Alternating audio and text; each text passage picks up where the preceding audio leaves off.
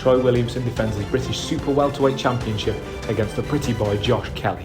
Who wins? Find out Friday, December the 2nd, 9 p.m, live and free on Channel 5. I'm going to share something with you that might put me in a very negative light, yeah. Relationships are not my forte. See if someone grabbed up my wife or something completely different ballgame. I'll walk away from it, and this has been like a therapy session. Andrew McCART, IFL TV, proudly sponsored by Everlast.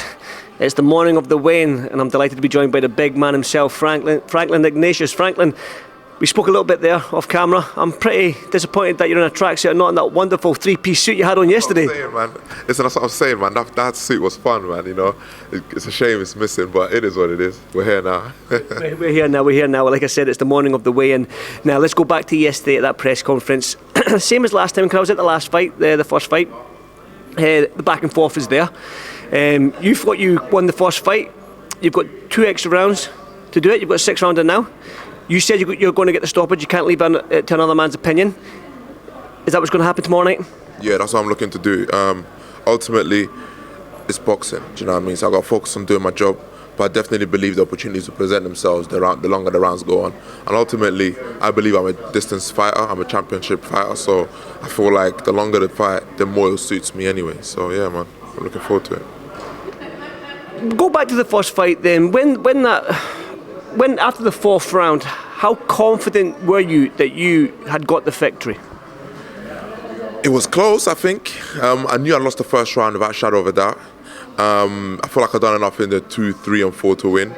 Like I said, I wasn't sore at the judges or the referee for saying it was a draw, not at all. You know, that just means that I have to up my level. It means I have to work harder. It means I have to improve myself to make a better statement the next time around. That's exactly what I've been focused on doing. It looks like he's coming a little bit lighter. If you can just go by the eye test, we won't find out until you both weigh in today. But going by the eye test, it looks like he's lost a little bit of weight. Is that sort of testament to him taking this fight a little bit more serious now because he knows how dangerous you are? I think with this, it's more a situation of him simply knowing he has a fight coming up. But the truth of the matter is, I think, if I'm completely honest, it's too little too late. You know what I mean? If he was serious as doing this job, should have been taken serious 2 years ago. You know what I mean? This is not a last minute business. You try to do a change, don't matter what the fuck you're trying to do, in 2-3 months in a sport like this, it's not gonna happen. I'm just being honest. So wherever he comes in at the weigh-in, it will just be testament to whatever he's been trying to do. But like I said, too little, too late. Going back to you mentioning the stoppage and going in there to try and stop Hosea, I mentioned that to him in my interview with him yesterday, and he basically, I'm not going to quote, but it was something like, good luck to him because he can't punch for shit. Now, what have you got to say to that? What I've got to say to that is, we're about to fight tomorrow and it's going to hurt. It's as simple as that. I mean, look, I don't need to be hemming and hawing about my power and this and that, but we're in heavyweight division. Everyone can hit. You get caught clean by anybody, it's going to fucking hurt. You're going to know about it. So it's just about me landing properly and setting up the shots to get that stoppage. I don't have to do anything else. He will know. Simple. You mentioned the injury, and he wasn't injured, and you hadn't seen evidence of the injury. Now, I don't want to say anything towards it because it's not my business, but for you, you were sort of alluding to the fact that he was sort of buying for more time. Is that how you believe? 1,000,000%. I mean, you know, like I said, after I called him out on the injury on social media, he had more than ample opportunity to produce whatever evidence he had. He could have even produced a fucking doctor saying, yeah, boom, this is what it is. Didn't bother. And that shows to me where you're at, that really and truly you just decided to wake up one day and say, this is what it is. Ultimately, for myself, I just feel like your camp and your people understand that you need more time to prepare, you know, but they tried to do what they could. Ultimately, I was putting my pressure on to ensure the fight happened, and here we are, you know. I know what it's like to have a raw shoulder injury. I had one in our previous fight, do you understand? But it don't make no difference. Now we're here, so I'm not looking to produce any reasons tomorrow why I didn't perform, so he better make sure that I don't want to hear nothing tomorrow and say, oh, it's because I had this shoulder injury during the camp, and I don't want to hear all that. We're here to fight. We've prepared and agreed to it, so just uphold our agreement. Like I said, it's a 6th rounder now. Those extra 6 minutes. You said you're a championship fighter.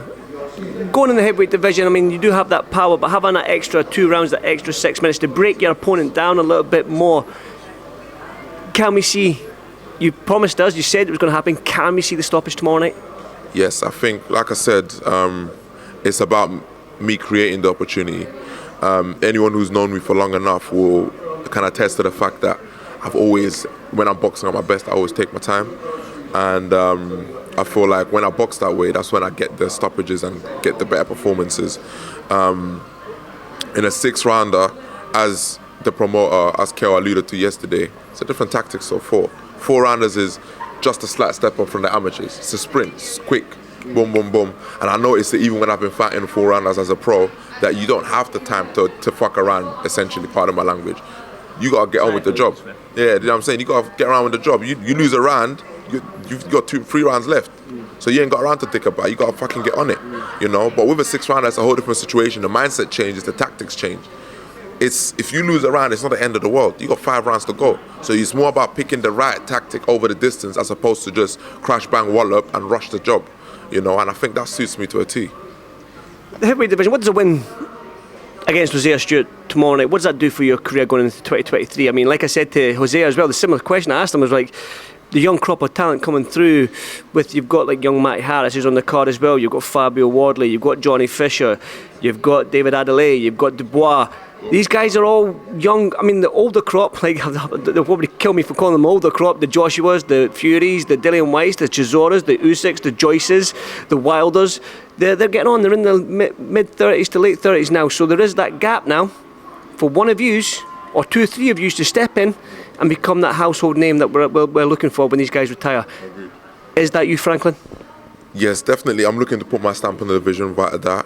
I think tomorrow is a big stepping stone to doing that, as you said. A big win tomorrow, a good win tomorrow, will open up 2023 for me, I believe. But I think for myself, like I said, is mind on the job first. As much as it would be great to have a fight with any of the names you called to next year, I got to focus on what I got in front of me. Get through this guy and do it properly in good fashion, and I'm good to go. Well, Frank, it'll be remiss of me not to get your thoughts on it, since you are a big heavyweight, and there's a big heavyweight clash tomorrow night down in London against Tyson Fury and Chisora, Derek Chisora. Now, I know that you'll be watching, since it's in your division and you're a boxing fan, so yeah, your thoughts on it? Oh, Fury should win. That's the truth. Fury should win. Anyone who says otherwise, they're lying. They know what the truth is. But at the same time, it also depends very much on how much Chisora has left. If Fury underestimates him, like we said earlier with heavyweight division, we can all crack. So he only takes one shot. And when we start talking about championship distance, fatigue plays a factor. So I think in a fight with Fury and Chisora, Fury should come through it, but an upset from Chisora would not be, oh my God, this can't ever happen. It's heavyweight boxing, of course it can happen.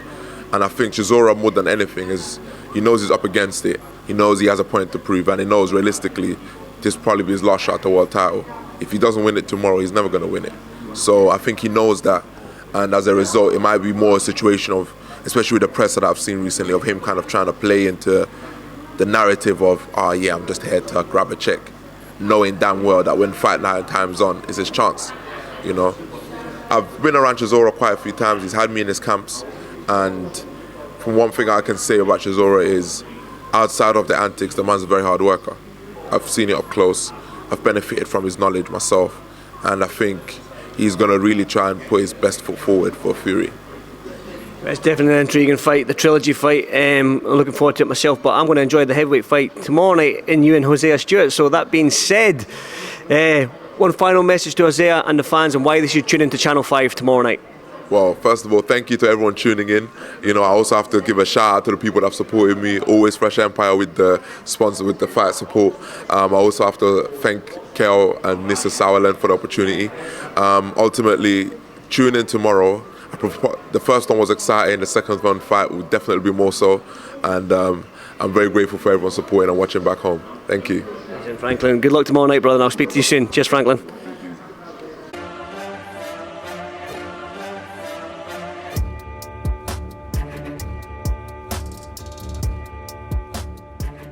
midnight on Channel 5. Troy Williamson defends his British Super Welterweight Championship against the pretty boy Josh Kelly. Who wins? Find out Friday, December the 2nd, 9 PM, live and free on Channel 5. I'm going to share something with you that might put me in a very negative light, yeah. Relationships are not my forte. See if someone grabbed up my wife or something completely different ballgame. I'll walk away from it, and this has been like a therapy session.